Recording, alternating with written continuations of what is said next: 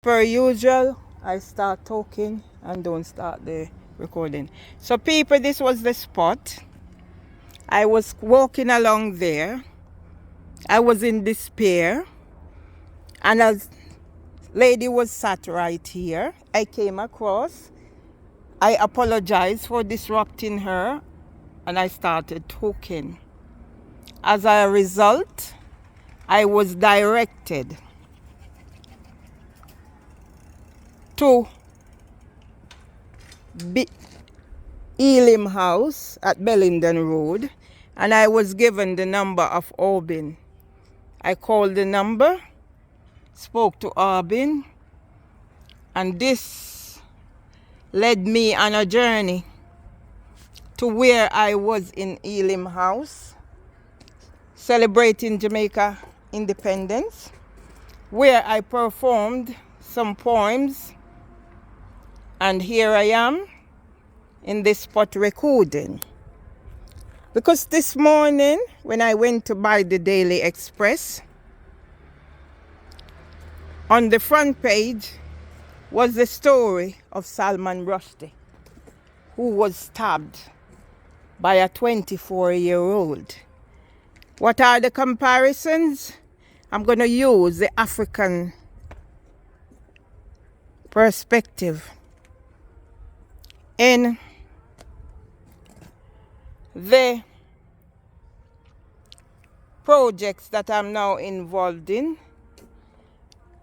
to highlight some of the misinformation and the brainwashing of the Windrush generation and black people in general. A 24-year-old stabbed Salman Rushdie.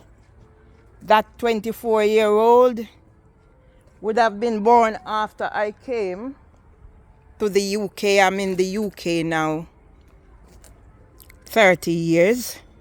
That 24-year-old might be some of those who are interviewing me and sending me back their reflections of why I was not accepted. Father, forgive them, for they know not what they have done. And here is my brother Ballis. Yeah?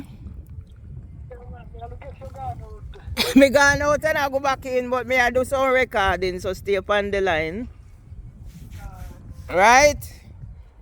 So as I am saying about Salman Rushdie and a young man, 24-year-old,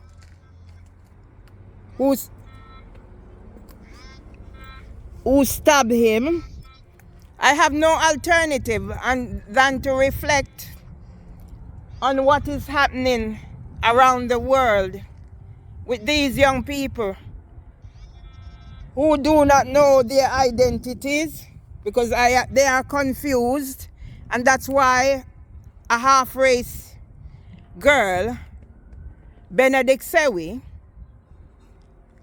who was part of the Bird in the Bush nursery team that I was transferred to, where I fronted Ofsted, and after that I was targeted because June O'Sullivan sanctioned the discrimination. That left me here 8 years later in a situation where I face discrimination from the judiciary of England and Wales, the criminal justice system, the Crown Prosecution Service,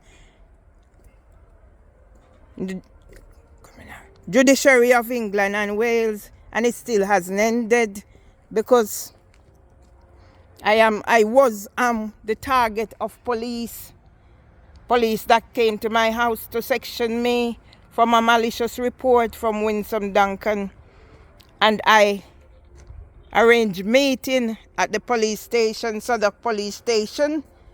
The evidence are online, and then police came back to murder me under cover of Leaf Margaret Horn lecture Then come back again when they asked if I need support when I was assaulted in Brixton by a black man who I'm sure had mental health issues. Then we come to 4 members of the same family slaughtered in Bermondsey by a black young man. What were the underlying issues? Where were the red flags? But not only that, the police came using racist narrative. I recorded that and it's online. Then again, police involvement. PC Conway came to my house whilst I was at Peckham Hub to do with the criminal record and the emotional regulation treatment, was sent to my house by University of East London that I said I was feeling suicidal on the 5th of October. So why did you wait until the 21st of October to send them? Because of a pedophile by the name of Richard Harty who panicked and called my phone. The same date Barclays took my £1,000. And I could go on, but I'm going to end on Debbie Gilchrist, the racist bigot that Housing for Women set up. There was police involved because I was advised to call for help and they could hear the commotion over the phone and send the police. And the police passed somebody who broke the glass to come to my door, enter my place to accuse me of locking her out and then claiming I was shouting so he was leaving, and he did leave.